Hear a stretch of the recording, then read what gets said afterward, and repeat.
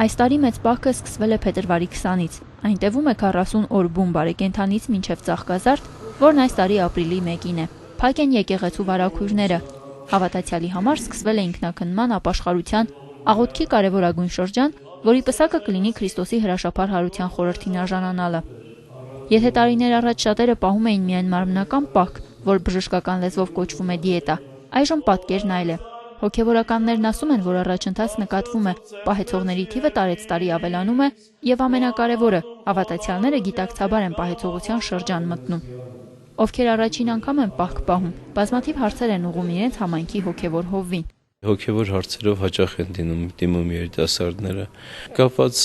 ինչ-որ զգացման հետ, որևէ ապրումի հետ, քննում են իրենց անձը, իսկապես լրջորեն քննում են եւ այս քննության ընթացքում լուրջ հոգեկան խնդիրներ են վերհանվում։ Շատ կարևորում են երիտասարդներն այսօր հոգեգեղեցու օգնությունը։ Շատերը գալիս են դիմում են, որ դեր այր, ասենք, ես ունեմ շաքարախտ, ես կարող եմ արդյոք այս կերակուրը միանշանակ, եթե մարդու մոտ կա պաթոլոգիկ հիվանդություն, նա պետք է հետևի բժշկի խորհուրդներին։ Սննդայինը դա առաջի քննությունն է։ Մարդը հաղթում է իր ворկորին, թե ոչ։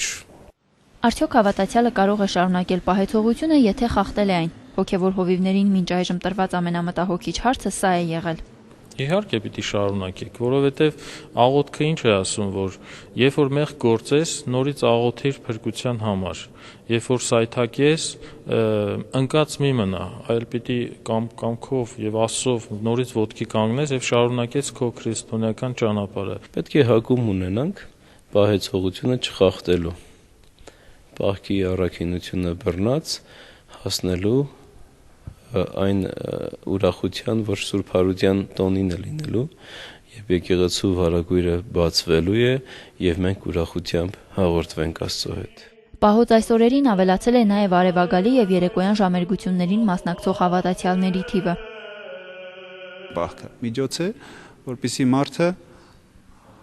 կարողանա Աստծուն մոտենա, ավելի լույսին մոտենա, չէ՞։ Եվ այսպես մարդը քայլ առ քայլ ամեն տարի մի փոքր ջանք անելով, իհարկե դրանք հեշտ չեն,